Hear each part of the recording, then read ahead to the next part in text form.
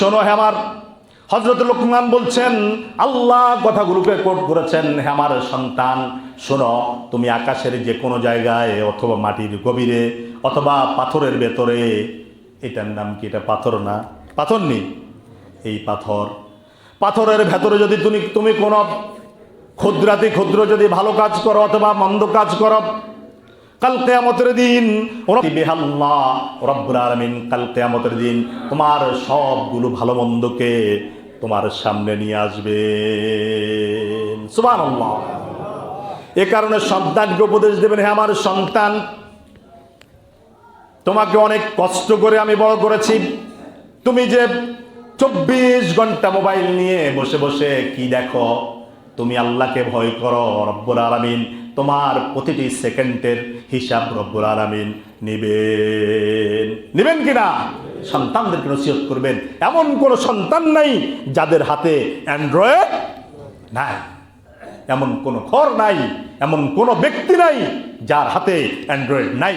তাহলে অপরাধের ধার উন্মোচিত হয়েছে, আর আমরা আমাদের সন্তানদেরকে হাতে তুলে দিয়েছি, কিন্তু সন্তানকে সুশিক্ষা এবং সুপরামর্শ আমরা দিতে পারি।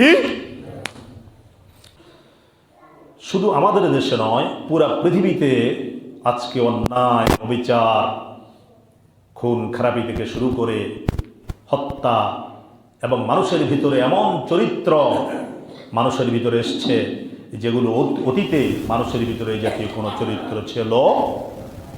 আত্মকেন্দ্রিক, শুধু নিজে খাই, নিজে বাঁচি, নিজে কিভাবে চলবো, এই জন্য একটা সমাজকে ধ্বংস করে দিতেও আমরা চিন্তা করি না। শুধু ইয়া নাফসি ইয়া নাফসি ইয়া নাফসি ইয়া নাফসি বলে আমরা নিজের জীবনকে খাই করে আমরা তামা করে ফেলেছি।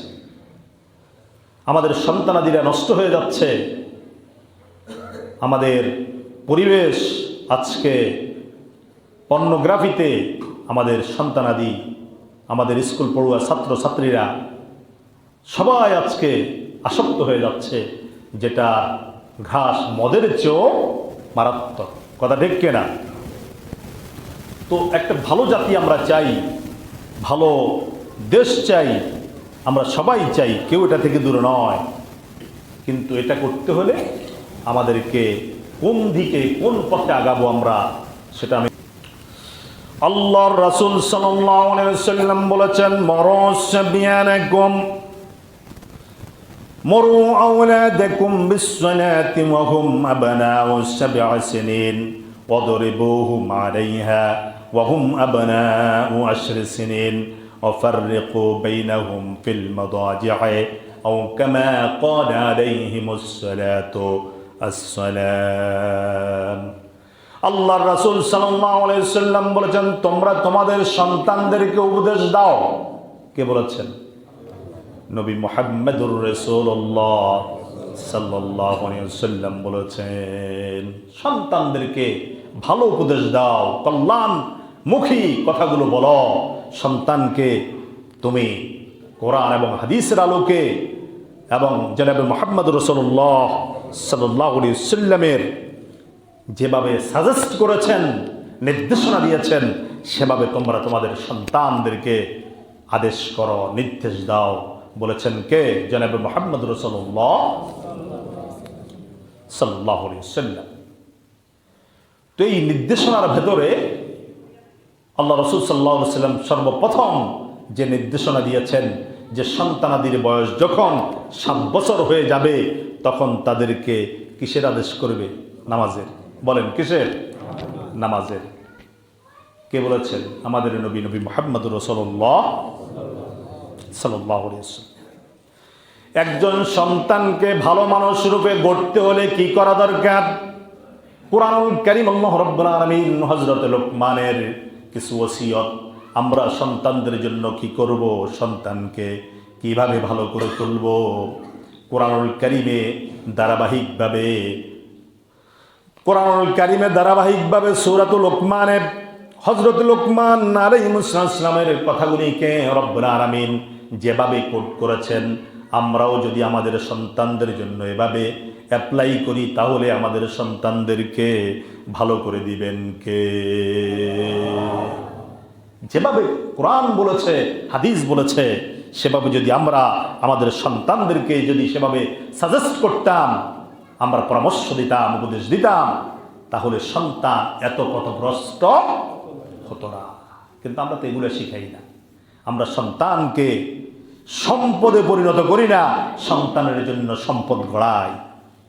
কথা ঠিক কিনা? সন্তানের জন্য বিল্ডিং করে, কানের উপরে কানে জমিন করে, কিন্তু সন্তানকে সুসন্তানে সম্পদে পরিণত করে না। এটা আমাদের ত্রুটি, বড় ধরনের ত্রুটি। তাহলে আমরা সর্বপ্রথম নবীর শেখানো পন্থায় আমরা আমাদের সন্তানদেরকে নামাজের জন্য উপদেশ দেব। আর নামাজের জন্য উপদেশ দিতে আমভাবে তাম পৃথিবীর মানুষদেরকে বলার জন্য বলেছেন কে? একটা নীতি এখানে জনাবে মুহাম্মদ রাসূলুল্লাহ সাল্লাল্লাহু আলাইহি ওয়াসাল্লাম বলেছেন। আল্লাহর রাসূল সাল্লাল্লাহু আলাইহি ওয়াসাল্লাম বলেছেন, ওয়াহুমা বানাউ আশরা সিনিন ওয়াফাররিকু বাইনাহুমুল মাদাজিআ। তোমার সন্তানদের যখন বুলুগের মধ্যে আসবে, বালেগ হয়ে যাবে, 10 বছর যখন উপনীত হবে, তোমার সন্তানকে তখন বিছনা আলাদা করে দাও। কার নির্দেশ? আল্লাহর নির্দেশ। বলেন কার নির্দেশ? বিছনা আলাদা করে দেওয়ার কথা বলেছে। ভাই বোন থেকে আলাদা হয়ে যাবে, মা সন্তান থেকে আলাদা বিছনায় থাকবে, আলাদা চকিতে থাকবে, আলাদা কম্বলে থাকবে, তার জন্য আলাদা খাট থাকবে। একান্ত যদি ব্যবস্থা না থাকে, 2-1 বছরের জন্য মাঝখান দিয়ে কোল বালিশের ব্যবস্থা করে দিতে হবে। এটা ইসলামী আইন, ইসলামী ল। আমরা এগুলো ফলো করি না, যার কারণেই তো সাইফুদ্দিনের মতো চোর ডাকাত, এরপরে গত কয়েক বছর দেখেছেন না কত বড় চোর হয়, কত বড় ডাকাত হতে পারে, যেটা আমরা গত কয়েক সেশন আমরা দেখেছি। কথা দেখে না? ইসলামী আইনগুলো আমরা ফলো করি না। শিশু থেকেই ওর মগজের ভিতরে ইসলামী চিন্তা, চেতনা, আকীদা এগুলো ধারণ করে দিতে হবে, ওর ভিতরে এগুলো লোডিং করে দিতে হবে। তাহলেই সন্তান আস্তে আস্তে মানুষ হবে। আপনি তো তবে ও সবাই লেদা ইন্টারমিডিয়েটে হয়, কয় তো এরকম কয় না? কি কয়? শিশু। তাহলে বোঝা গেল আল্লাহ যা বুঝে নাই আপনি তা আল্লাহর চেয়ে বেশি বুঝেছেন। জনাবে মুহাম্মদুর রাসূলুল্লাহ সাল্লাল্লাহু আলাইহি ওয়াসাল্লাম যে আইন করে দিলেন, আপনি নবীর চেয়ে বেশি বুঝেছেন। ও হুজুররা তো কিনা কয়, হুজুরার কাম নাই তো, জুমার দিন উঠলে ককার তুমি কইতে হইবে। হ্যাঁ হ্যাঁ, ঠিক না? নেই আরো তো টিয়া দি হইসা দি কত কিছু দি না কইব কেন, কম তো লাগবে কেন? শরীফ ভাই কি কন? হুজুররা তো কইতে পারবে, এই কইব আরে ধোছে কিন্তু উনুন জানে। ইন্টারমিডিয়েটে পড়ে, এরপরে ভাই মেট্রিক পরীক্ষা দিয়েছে, দুজন একই খাটে ঘুমায় কি না? ঘুমায়নি, কথা কয় না, ঘুমায়নি, ঘুমায়। আল্লাহর রাসূল সাল্লাল্লাহু আলাইহি ওয়াসাল্লামের আইন হলো, দুজন নারী এক বিছনায় একই খাটে শুতে পারবে না। ওয়াফাররিকু বাইনাহুমুল মাদাজিআ, তাদের খাটের ভেতরে ফাররেক করে দাও, আলাদা করে দাও, বিছনাকে আলাদা করে দাও। এটা আল্লাহর রাসূলের নির্দেশ। দুজন নারী এক খাটে ঘুমাতে পারবে না। যদি এমন অবস্থা হয়, ঘুমাতেই যদি হয়, ইন দ্যাট কেস কোনো বিপদে পড়ে, তাহলে তাদের মাঝখান দিয়ে একটা আড়ির ব্যবস্থা করে দাও, যাতে করে একজনের সাথে আরেকজন না মিশে যায়। এটা রাসূলের আল্লাহ দেওয়া ল, আইন। দুজন ছেলে এক বিছনায় ঘুমোতে পারবে না, কার আইন? কথা রোজা রয়েছেন, রোজা, হ্যাঁ কে জান? আমরা তো ফরজগার মানুষ, রোজাও তো দেখতে নাই, কন তো যায় না। আইন কার? যদি আপনি কন দূর হুজুররা কইব কোক, আমরা আনকাম চালাই যাই, অসুবিধা নেই। দে রে জাদু, তুই ঘুম যা, অসুবিধা নাই, তোরা দুগে 100 কেন? তাহলে কার কথা অমান্য করা হলো? জনাবে মুহাম্মদ রাসূলুল্লাহ সাল্লাল্লাহু আলাইহি ওয়াসাল্লামের কথা অমান্য করা হবে। এ কারণে আমরা সবসময় সন্তানদেরকে এই উপদেশগুলো দেওয়ার চেষ্টা করব, যেগুলো ইসলাম আমাদেরকে নির্দেশ করেছে, কোরআন আমাদেরকে যেগুলো নির্দেশনা দিয়েছে। হযরতে ইয়াকুব আলাইহিস সালামের মৃত্যু যখন সামনে এসে গেল, অর্থাৎ বৃদ্ধ বয়সে যখন হযরত ইয়াকুব আলাইহিস সালাম উপনীত হলেন, তিনি তার সন্তানদেরকে ডেকে বলেছেন, হে সন্তানেরা, শোনো, আম কুনতুম শুহাদা ইয হাদারা ইয়াকুবাল মাউত ইয ক্বালা লিবানিহি মা তা'বুদুনা মিন বা'দি ক্বালু না'বুদু ইলাহাকা ওয়া ইলাহা আবাইকা ইব্রাহিম ওয়া ইসমাঈল ওয়া ইসহাক ইলাহান ওয়াহিদা ওয়া নাহনু লাহু মুসলিমুন। আমরা তো সন্তানকে কি উপদেশ দিই দেখেন, নবীরা কি দিয়েছেন, আমরা কি দেই? আমরা তো বলি বুড়ো হয়ে গেলে কই হুন রে জাদু, এই আইলি জেলের খেলা ঠেলি, কিন্তু ইয়াগুর লগে দীর্ঘদিন পর্যন্ত চলছে। চলে না, আমি দীর্ঘ 23 বছর আগে কেসি যে চালাই গেছি, আর তো বুড়া তোড় হয়ে গেছি, তো গুরু ফল ছাড়াই দিয়ে গেলাম। কেস এটা কিন্তু যতদিন বাগে না আইব আর নামে নাই দিয়ে গিয়েছে, আর বাগে আয়তে হইব, আর বাগে না আইন পর্যন্ত তোরা কেস এটা বসত্ব আছে। কি আছে? বসত আছে। নিয়ন্ত্রণ লড়বি চড়বি না, চালাই যাবি সামনে, আমি বুড়ো হয়ে গেছি, তোরা এই আমার দায়িত্ব তো করে দিয়ে গেলাম। এরকম কথা বলার পিতা আমাদের এই সমাজে নাই। কথা কন না, কাছে নেই। আল্লাহর নবী হযরত ইয়াকুব আলাইহিস সালাম যখন বৃদ্ধ হয়ে গেলেন, সন্তানদেরকে ডেকে বললেন, হে সন্তানেরা, আমি তো বৃদ্ধ হয়ে গেলাম, আমার মৃত্যুর পরে তোমরা কি করবে?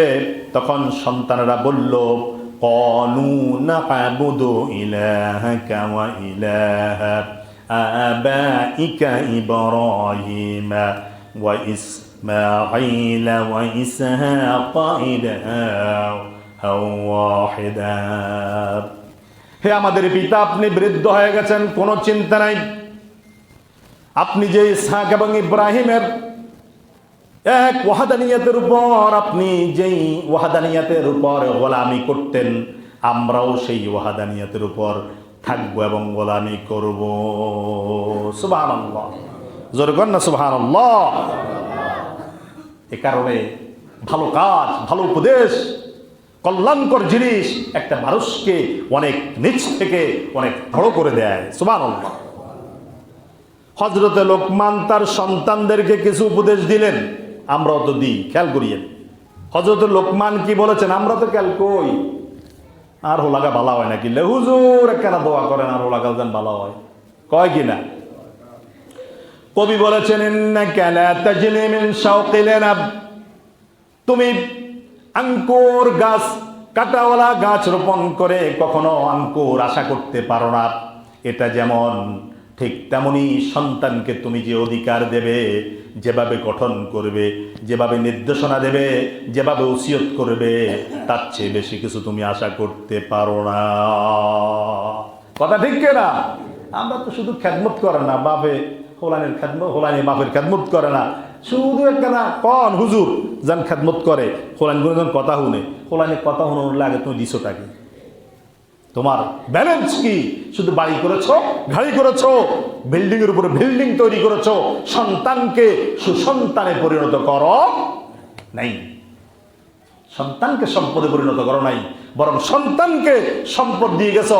তোমার মৃত্যুর পরে এই সন্তানের মালিক সন্তানও হতে পারে নাই, বেচে কিনে সব ডক ডক ডক করে খাই, অথবা জুয়া খেলে, অথবা ক্যাসিনো খেলে ওই সন্তান সব সম্পদকে ধূলিসাৎ করে দিয়েছে। এরকম রেকর্ড আমাদের হাতে আছে না নাই? আছে, অ্যাভেলেবেল।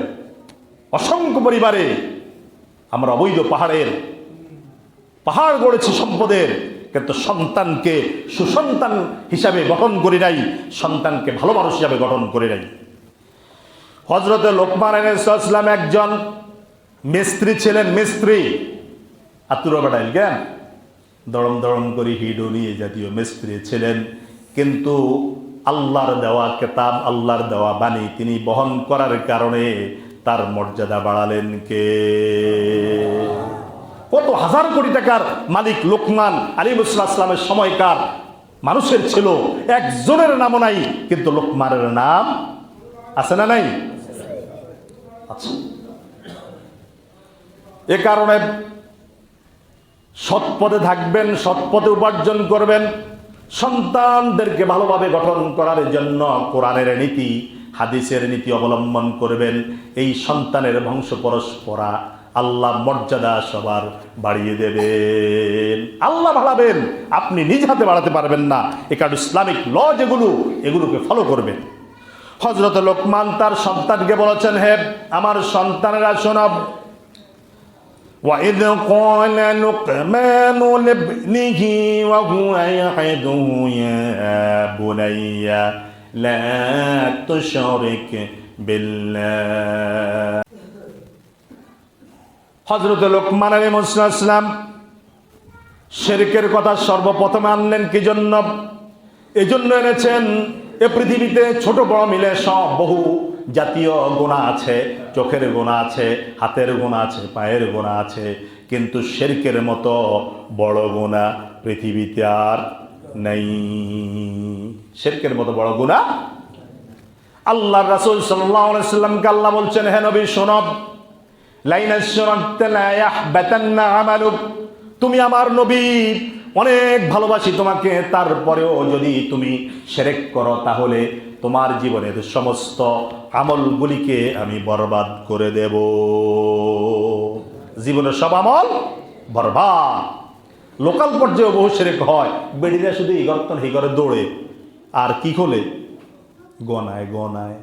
কি গনায়? কথা কয় না, হাল খোলে। কি খোলে? ভাগ্য খোলে, হাল খোলে। হাল জানেন কে? ওরা কথা কয় না, জানেন কে? কেন হুজুররা জানে না? মুন্সিরা খোনাররা কি জানে না? না না, ঈমান থাকবে না। একমাত্র হাল জানেন একজন, তার নাম হলেন কি? জোরে বলেন কি? শিরক। আপনার ওয়াইফ কোথায় যাচ্ছে হাল খুলতে, এদেরকে বারণ করবেন এবং এগুলোকে বলে দিবেন, শিরকের মতো এত বড় গুনাহ নিয়ে আপনি কাল কিয়ামতের দিন রবের দরবারে উঠবেন না। দ্বিতীয় নসিহত হচ্ছে, ওয়াসাইনাল ইনসানা বিওয়ালিদাইহি হামালাতুহু উম্মুহু ওয়াহানান আলা ওয়াহনিন ওয়া ফিসালুহু ফি আমাইন আনিশকুর লি ওয়া লিওয়ালিদাইকা ইলাইয়াল মাসীর। হযরত লোকমান তার সন্তানকে দ্বিতীয় ওসিয়ত করেছেন, শোনো, তোমার পিতামাতার বিষয়ে সতর্ক থাকবে। বিশেষ করে তোমার মা তোমাকে অনেক কষ্টের পর কষ্ট, এক কষ্টের পর আরেকটা কষ্ট বহন করে তোমাকে জমিন দেখালেন। এ কারণে মায়ের ব্যাপারে তুমি সতর্ক থাকবে। হযরত লোকমান বলছেন, পিতামাতার বিষয়ে বিশেষ করে তোমার মা কি করেছেন? হামালাতুহু উম্মুহু ওয়াহনান আলা ওয়াহন। কষ্টের পরে কষ্ট। যত কষ্ট পুরুষের আছে, এত কষ্ট পুরুষের। যেদিন গর্ভে সর্বপ্রথম অঙ্কুরিত হলো, যেদিন গর্ভে সঞ্চারিত হলো শুক্রাণু এবং ডিম্বাণুর মাধ্যমে, ওই দিন থেকে মায়ের কষ্ট শুরু হয়। কথা ঠিক কিনা?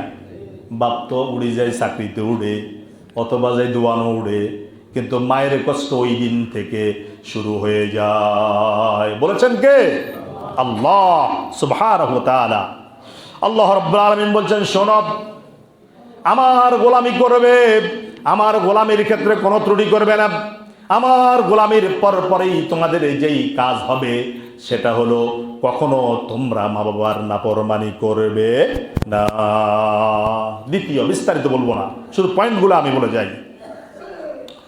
3 নম্বর বলেছেন, ওয়াইন জাহাদাকা আলা আন তুশরিকা বিমা লাইসা লাকা বিহি ইলম ফালা তুতি'হুমা ওয়া সাহিবহুমা ফিদ দুনিয়া মা'রুফা। পিতামাতা যদি তোমাকে শিরক করতে বলে, শুধু শিরক ছাড়া যত কিছু আছে পিতামাতার সবগুলো অর্ডার পালন করবে, শুধু শিরকের অর্ডারটা তাদের পালন করবে না। পিতামাতা যা বলে তা শুনতে হবে, শুনবে, তবে যদি শিরক করতে বলে সেটা কি করবে না? ফালা তুতি'হুমা, এই বিষয়ে তোমরা ইতাআত করবে না, আনুগত্য করবে না। ওয়া সাহিবহুমা ফিদ দুনিয়া মা'রুফা, তবে দেখিও খারাপ আচরণ যেন না করো। এই শিরক করতে বললেও তুমি এড়িয়ে চলবে, খারাপ আচরণ তার সাথে করবে। মা বাবার সাথে খারাপ আচরণ করা যায় না। হযরত লোকমান তার সন্তানকে প্রশ্ন করেছেন, নসিহত করছেন, ইয়া বুনাইয়া إنها إن تك مثقال حبة من خردل فتكن في صخرة أو في السماوات أو في الأرض يأت بها الله.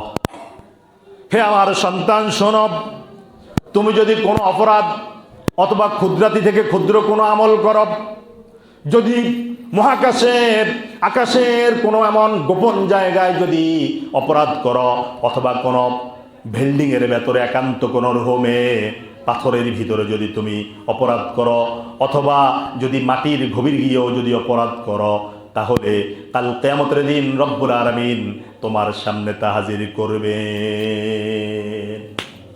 আল্লাহু আকবার, আল্লাহু আকবার। আমার মনে হচ্ছিল হযরত লোকমান যেন দেখে দেখে বর্তমান সিচুয়েশনে উনি যেন তার সন্তানকে বলছেন, দেখে দেখে বলছেন। আজ থেকে 1500-2000 বছর আগে হযরত লোকমান যখন 3-4 হাজার বছর আগে বলেছেন, তখন স্যাটেলাইট ছিল না, বিমান ছিল না, ছিল বিমানের বয়স 100 প্লাস। তাহলে তখন বিমান ছিল না, কেন বললেন আকাশের কথা? মানুষ তো আকাশে যেতে পারে না, পারে কিন্তু এখন যেতে পারে কিনা? ওর কথা কয় না, যেতে পারে কিনা? তাহলে বোঝা গেল সেখানেও যদি অপরাধ করে, অপরাধ নিয়ে আসবেন কে? কথা কয় না কে? জোরে জোর তাকবীর দেন, লিল্লাহি তাকবীর। তেনাই গেছে একটা, তেনাই এত তেনাই গেছেন কে গিয়েছে? যদি আমরা করে অ্যান্টার্কটিকা নিয়ে হালাম যাইতো তো মনে হয় আমরা এখানে দলাদলি শেষ হয়ে যেতেন, বাস শেষ। জোরে তাকবীর দেন, লিল্লাহি তাকবীর। আরো জোরে, লিল্লাহি তাকবীর। তাকবীর বলেছি, কার কথা বলেছি? কোরআনের কথা, হাদিসের কথা। কথা ঠিক কিনা? সম্মানিত উপস্থিতি, হযরত লোকমান আলাইহিস সালাম বলছেন, হে আমার সন্তান শোনো, তুমি যদি স্যাটেলাইটে আকাশের কোনো জায়গায় অথবা বিমানের ভেতরে অথবা মাটির গভীরে তালা আছে না নাই? আসেনি? সুড়ঙ্গ পথ আসেনি, গড় এক কান। কিন্তু যারা ক্রাইমার, যারা ওরা মাটির গভীরে আরো 2-3 তালা করে রাখে কিনা? রাখেনি? হাঁসের এক লোকের তো কত ব্যারিকেড দিয়ে ধরতে আর না, বাড়ির নিচে দিই সুড়ঙ্গ পথ, হিয়ার হরে বিল্ডিং, হিয়ার হরে কোরআন দিয়ে বার হয়ে গেছে, কইতেও দায়িত্ব না। এরকম একজন আঙ্গত্তন অল্প দূরে আসিল, নাম জানেননি আপনারা? কি নাম? হ্যাঁ কি জানি, হাজারি মাজারি এরকম, জ্ঞান আজারি ন আছে, এরকম আছে, মেলা মেলা আছে। তাহলে আল্লাহ বলছেন